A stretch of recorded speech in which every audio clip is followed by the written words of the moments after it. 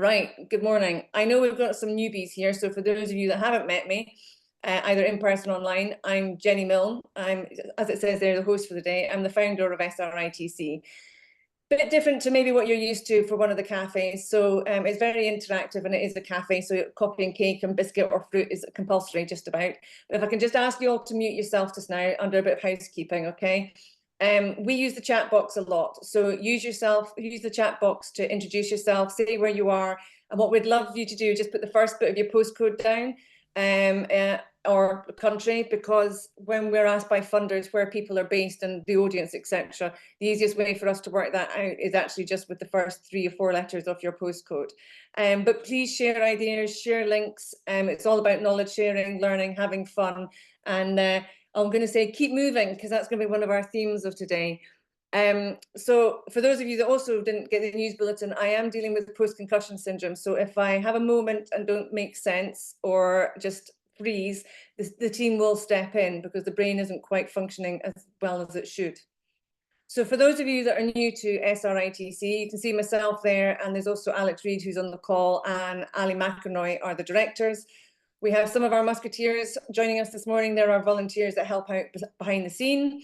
And then we created nearly 2 years ago, I think, our advisory board. And again, some people here today are part of that advisory board that helps steer and support SRITC. What I will say is this is not our full-time jobs, but we are very fortunate to have funding from those people shown at the bottom there. So how does it work? We have a lot of core values, but it's about supporting and sharing knowledge and helping people out. And one of those examples recently is actually being the challenge about car clubs and community car clubs and insurance, and how we can help local communities over that challenge. So if you've got a challenge today that you want to address, put it in the chat. Somebody here will be able to help you. So we are a collective voice of over nearly 700 people, and that's not just in Scotland. We're community development trusts representing, we're businesses, we're third sector, we've got government, all the different types of stakeholders that you could imagine in rural and island transport. So a bit of news from me since before, we haven't met again since the summer. In June, we were asked to run a workshop on rural mobility as a service. And for those of you that don't know, I also do a part-time PhD on that subject matter, so that was quite convenient. Anyway, it was great to see some of the people here today also in the audience at the conference, and we are just completing the report at the moment on the event, and we'll be circulating that next week, so that will land in your inbox. But a great way of looking at how technology and rural come together and what some of the challenges are. As I said, the car club, and Nikki's about to put this in the chat. We've been talking about car club and community car clubs and the challenges around insurance and how a number have had to fold, or they are looking at folding because they can't afford to keep going. Victoria is also on today from Community Transport Association, who will explain that she's also had this problem. So we're all working collaboratively together to find some solutions. And Victoria has kindly helped us engage with an insurance company who are hoping to provide some solutions. So Nikki is going to put in the chat just now a survey that is UK-wide, and if our German friends and other people overseas wish to input it to show that there aren't these issues in Europe, that would be equally helpful. This is to help gather information on the challenges that are currently facing car clubs, so that we can help signpost them to the help that is actually out there. So it's a very short Google form. Nikki's put it in the chat. If you could share it around your networks, please, it'd be really appreciative. And if you're an organisation that's joined us today that's thinking about how can we do something with cars clubs in our area, but we're not sure how to do it, then please, this is for you as well. Equally, if you've had a car club and it's had to fold, this is for you as well. So this evidence gets shared not just within SRITC, but within our partners like CTA UK, and to be able to then help provide a solution.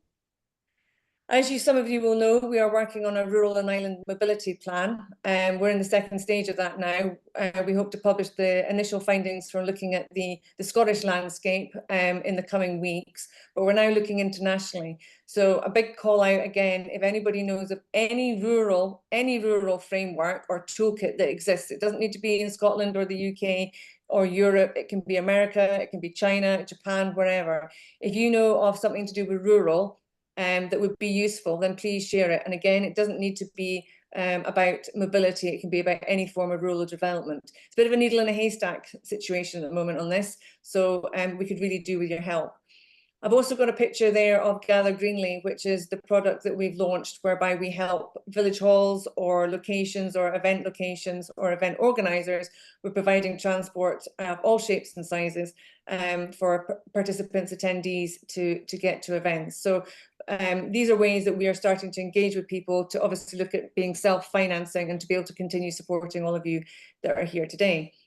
So I think that's pretty much it before I hand over to the speakers. The one thing I will say is you will see polls come up shortly. These are a necessary evil for various funding schemes that we get. But I have to say a big thanks to Change Mental Health Scotland that helped us add in some extra questions to look at the opportunities around and feelings around well-being, which in rural areas is really important. So they will flash up on your screen shortly. So please do take that time to, there you go, on cue. They will there to help us. So I'm now going to hand over. We've got Victoria Armstrong, who's going to introduce herself from CTA UK. We've got Donald Hall from Badenoch and Strathspey Community Connections. And I hope you've got your dancing shoes on. Yeah, and if you're wearing your pajamas, put your new clothes on very quickly, because we're going to go to Pasna to hear about weekday wow factor. So I'm going to stop sharing and I am going to hand over to Victoria. Victoria, where are you? There you are. Yeah, thank you very much. Can everybody hear me all right? I can't see all of you, but can you, everybody can hear me? That's all right. Brilliant. That's a very, very good start. So thank you, Jenny, for the invite to come along today. I've gotten to know Jenny a little bit over the last kind of year. She touched on the issue with car clubs and insurance, but lots of things that's going on with CTA UK, and you'll hear from two of our wonderful members, Pasna and Donald, very, very shortly. I do appreciate that we've got some European colleagues here and people there. So from a CTA's Community Transport Association, and we are the membership body for the UK. We don't actually provide any transport services ourselves. It's our 1,200 members across the UK that are actually providing services and linking with communities. Community transport in the UK isn't necessarily defined in terms of the size of number of vehicles that you have. It's about how it's constituted. So it's community transport in the UK is run by voluntary groups. That could be a community car scheme with one car, or it can be, you know, an organisation that maybe turns over multi-millions of pounds and they have buses and different licenses. The key to it is that they're a voluntary organisation or a not-for-profit, in that all their profits go back into their organisation rather than private shareholders as they do with commercial bus. So hopefully that gives you a little bit of an insight there. So that's us. We're a membership organisation, and apologies to those of you in the room. I can see a few people that I have met before.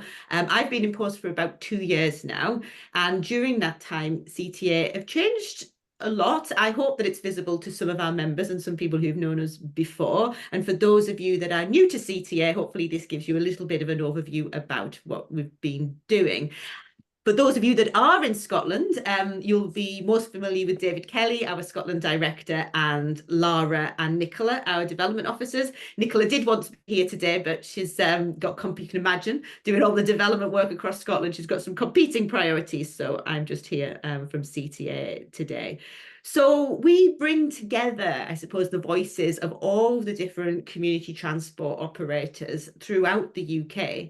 And in some ways, there's more commonalities, really, whether you're in sort of, you know, rural Scotland, Wales, and Northern Ireland and England, for example. It doesn't really matter. There are some slight differences, and I think the things that are common amongst us are more, there's more of those than there are the differences, put it that way. So in thinking about that, we are about, obviously, you know, making sure that transport barriers are broken down, that we can support our members to be able to do that. And that's great. But CTA, particularly over the last year, we want to be more than that. And that's why we've refreshed our mission. So I just wanted to say something a little bit about that. It touches on what Jenny said about their mission and vision as well. Community transport for us, yes, it's about the service that connects people. Of course, there is a service element, but we're CTA very much leading a thriving community transport movement because it's people are the key. People are at the heart of it, not just as customers or as clients or as paying passengers. They are key to it because of that social aspect. Community transport is run by people, often voluntarily, not always, but often voluntarily, or relies on volunteers that really, really feel passionate about inclusion in one way or another. And they recognize that transport is one way of breaking those barriers down. So whether that's because of rurality, affordability, disability, age, any, or a combination of all of those things, actually. Community transport is about using well, yes, it's a vehicle of change, quite literally, but it's about using transport as a way to connect people and break down, sort of issues of exclusion. And I think that's why we wanted to be quite bold to say, we're a movement of people here. There's 40 odd people on this call. Doesn't matter where you're from. There's people that will be from voluntary organisations that don't deliver transport. There will be people from commercial organisations that we want to welcome into that community, to support that community, because it's a movement of people who want to do the best by people, to include them. And transport's at the heart of it for sure, but it is about the passion that, that those people want to, that create, really, to make sure that we've got an inclusive society. So CTA particularly, the way that we do that, we've done a little bit of work internally about what are the commonalities in all the different areas of the UK that our members need. So we're a membership organisation and we issue permits. We're the biggest designated body for issuing permits. So again, for those of you that aren't familiar with permits, permits are the way that community transport services operate. They usually need a permit to be able to do that, unless they're using their own car and things like that. So we offer support on all of that, and we also issue those permits. We give advice and support to all of our members and the wider sector. If you are a member, you could get unlimited support from us using our advice line, or perhaps working with our development officers if there's some more substantive work to do. Research and policy is a big one as well. We launched our manifesto ahead of the relatively recent UK general election, and we did a lot of work with members about what our priority areas needed to be. And following on from that, again, Scottish members will be aware of the Mapping Scotland exercise that was about 3 years ago now. All the other countries in the UK followed suit, and we're looking at putting a UK data set together for the first time that brings all of that work together. So, like I say, working from a UK perspective, recognising the different nuances in terms of policies in the different countries of the UK. But really, like I say, it's the themes that join us rather than divide us. And finally, our other pillar is our training delivery. So CTA deliver MIDAS training, which is minibus safety awareness training for anybody who is often driving a minibus on a voluntary basis, but also if they have a license to do that as well, to be paid. So we do lots and lots of stuff. I would encourage you, I'll put this in the chat when I finish speaking. My email address, my email virtual door is always open. Please do contact me. I do get a lot of emails, as you can probably appreciate, but I will get back to you. And often it's good to hear from people directly, really, about their concerns and issues, because it might be that I can link you in with somebody else that might be able to be better support you than me, or we might find that actually that's an emerging theme. So I always encourage people to contact either their development officer or, I'm here now, so you can email me directly, and if I don't know the answer, I will try to find the answer. So thank you very much. That's a whistle stop tour. I hope that was all right, and I'm looking forward to the next speakers. Hand over to Donald, I think. Yep, Donald, you're now going to hear the lived experiences that she was talking about. So Donald, over to you. Hi, folks. Can you hear me? And can you see my slide? Yep, all good. Great. Hi, good morning, everyone. Thank you for having me along here. It's great to be involved. I've attended cafes before, and I really take a lot from hearing from others and learning from others elsewhere as well. So a little bit about us. We formed 25 years ago, so lots of these issues around transport are not new, and you'll all be very aware of that. And we formed by the community for the community. So back then it was just a really simple voluntary car scheme, which involved a couple of cars and a couple of volunteers. Fast forward, we're doing a lot more than that, but I'll go into some more detail on that. So just a little bit about our patch. Many of you from Scotland will know Aviemore and the Cairngorms National Park, but for those that aren't from the area or from Scotland, that dot on the map there, that's where we are. So all over in the Highlands, it's quite interesting. It's I'll just interrupt you. You haven't shared your screen. You haven't shared your screen, so they can't see it. Or have you? All right. See it. Can anybody else see it? No. We need you to share your screen. Sorry. Bear with me. I was like, when you said dot on the screen, I was like, no, definitely not. Is that it there? That's it there. If you want to put it in presentation mode, fab. Yep, dot on the screen found. Dot on the screen, here we go. So what's quite interesting there is that you can see that we're actually in the middle of Scotland, although we're Highlands, and it's a good 3 hours to get way up to the north of Scotland. So we're in quite a rural area, population of around 14,000 within the Cairngorms National Park. And the image on the right just shows some of the different villages, with Aviemore being the sort of central biggest one. However, we've got various other villages, all very different communities, levels of deprivation in some, and transport challenges across the whole area as well. We have 8 part-time staff, which is the equivalent of 5 full-time, and roughly around 60 volunteers. We still manage quite a large community car scheme, but now we have our own accessible vehicles as well. We started as a simple community transport organisation, but over the last few years, we changed our name to Community Connections because linking in with what Victoria said, we do a lot more than just transport. So just for your interest, the key transport bits are registered bus routes, shopping services, lots of transport for lots of other groups that rely on us. But then we've sort of expanded and we have our own sort of befriending programme, an allotment, lots of social prescribing, green health activities, and then crucially social activities as well. So Pasna will go into some of her social activities. We do some fun ones as well, anything to get people out and about and active and socially connected. The images in the bottom, that's all our different funders at present. So some fund us for revenue and core projects, others are more like service level agreements where you know, we take people to the local hospitals, for instance, on behalf of the NHS. So I've been in post for about a year now. Worked in the sort of health and well-being and transport sector before that, but never for community transport. So it's been a really interesting first year. I think this picture for me, those that were at the CTA conference maybe saw it, but this picture really brings it to life. I'll go into a little bit more detail about that, but we need to be really resilient, don't we? I mean, we're working in a really, really complex and challenging environment. It's not easy to run an organisation, to run a charity, to do anything before you even start the journey. There's a lot of work to do behind the scenes, as many of you will know. And the funding landscape just now is not easy either.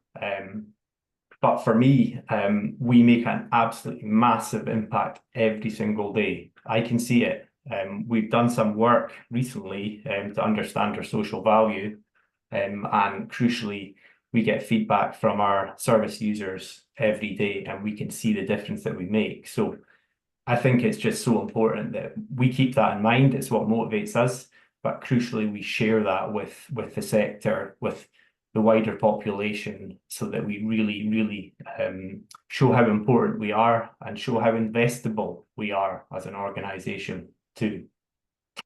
I see so much potential for more partnership work, and everybody needs help with transport. We already support about 20 different organisations and groups. There'll be more out there that we can probably work with. We need to go through a bit of prioritisation, because although we deliver a lot, we can't deliver absolutely everything to everyone. So for me, it kind of works both ways. It's understanding what the partnership is all about. But if I sort of look back to this picture, this was probably one of the best days that I've had at work so far, where you know, it really hits home about why we do it. So we've got a group here of service users who, over the years, through partnership, we've taken them to a local leisure centre to improve their health and well-being and their confidence and reduce the chance of them falling. So over time, they've built up that physical and confidence, and then working together, we put on this sponsored event. So the service users helped us plan it, but they ended up doing a kind of 6-mile walk, and we involved lots of other service users and volunteers, and they used it as a sort of fundraising opportunity for me. And that really just knitted the whole thing together, you know, why we do it. You know, longer term, we've been helping these service users. Short term, on the day, we pulled everything together and we enabled them to do this. It really hits home, you know, and again, sort of touching on what Victoria said about that wider impact of transport, and also the theme of keeping moving. I really do see that transport is the building block of all the health and well-being. That's something that Public Health Scotland say through the sort of transport poverty work too. So that's it for me, a really quick snapshot of some of the things we're doing. But if any of you are ever in the area in Aviemore or coming to visit, please reach out to me. We're always happy to work with you and show you what we do. Thank you. Thanks, Donald. And some of you will be familiar with the area, saying we had the gathering in Botegarten last year. So yeah, you'll be familiar with the map. Now I'm going to share my screen for Pasna. Where are you? Are you there? Yes, you're there. Yeah. Thank you so much. Jenny, thank you very much for inviting me to come and speak today. Really lovely to meet everybody. Yeah, so my name is Pasna. It rhymes with pasta, so it's quite easy to remember. I'm an occupational therapist, and I used to work in the NHS National Health Service for 20 years. And during that time, I had a passion to work with people with dementia. And that's where I discovered the power of music and dancing, and set up some daytime discos, because I just couldn't believe the instant transformation with music that was familiar. And I believe if you get it right for people with dementia, you actually get it right for everybody, because it affects your physical health, mental health, social health, and helps to reduce loneliness. So we were running daytime discos, but we were also very aware of some of the transport poverty as well around Glasgow. And so during COVID times, we managed to get our beneficiaries to do the kilt walk, the shorter version, and we managed to get half the money for our minibus, and the other half came from the Cloth Makers Association. So that was really helpful. So our first minibus came about in 2021, and we've never looked back, because it's really made things a lot more accessible. It means that even in an urban area like Glasgow, the biggest city in Scotland, there's still some major transport issues. There's like one bus around a scheme an hour. So, and some of the older adults that we work with have difficulty getting on and off, and they're fearful of falling on the bus. So it just means that people get more confident using our transport. And we've got 3 steps on our minibus, and it's just amazing to see the difference in some of the community members who first started to hop onto our bus using their walking aid to now. There's a huge difference. They don't need the mobile little wee stool anymore. They're able to actually negotiate the steps themselves without any prompting or any supervision. And they can even slam that big heavy door by themselves as well. So they've kind of built some muscle, and we've been all over the shot. So yeah, the next slide, please. Thank you. So this is an example of our disco in the top left. So we were the world's first therapeutic daytime disco. We have no alcohol, and community members come on their own, and then they make new friends, which has been our biggest takeaway. They go on holidays together, they go for coffee together. So it's really helped to reduce loneliness. And we've got about 10 discos around Glasgow in areas of deprivation where there's the biggest need to try to reduce health, leisure and transport inequalities. This is our minibus, and it's all about the fun, freedom, friendships, and awakening the inner child. So we go and play 10-pin bowling, we go speedboating, we go for rural walks. We've even been trampolining and zip sliding together. So lots of fun stuff. This is a picture of the summer when we were visiting the Owl Centre. As you can see, it was just a great fun. And then last summer, we were over to the Outer Hebrides, and I wish we knew more about this cafe, because we would have been making so many links. But I've only been to this cafe once before, and that was really because of the CTA conference, the Community Transport Association conference last year, where I bumped into Jenny and we got talking and she told me about this cafe. So when I came along to the cafe, I met Donald from Lewis and Harris, and I contacted him because we were planning to go to Skye in October, and he put me in touch with Artemis at Scottish Rural Action, who helped me with an application form for the Scottish Community Alliance to get some funding so that we could go over to Skye, because as we all know, it's such a nightmare with the funding at the moment. So every little helps, and that certainly helped. Artemis has put us in touch with so many local organisations in Skye, and we really appreciate that, because it's so much nicer to meet local people there.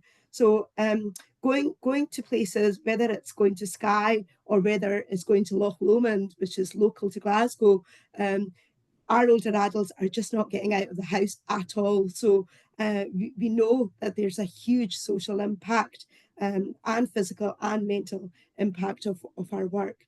So yeah, I just want to say a big thank you to CTA for the Midas training, because I don't have a background of community transport. I come from the NHS, so it was so important to have the Midas training, to be connected to CTA colleagues. The team have been extremely helpful. So if you've got any questions about having a minibus, or if you have some minibuses, I would definitely connect with them. And I've met so many wonderful people as well. So thank you for the ongoing support. In the chat, I just noticed Nugget Ahmed is on the committee for mobility and access. Is it possible to have the email address, please, Nugget, if you're there? Thank you so much. Yeah, thank you, Jenny. Thank you, Pasna.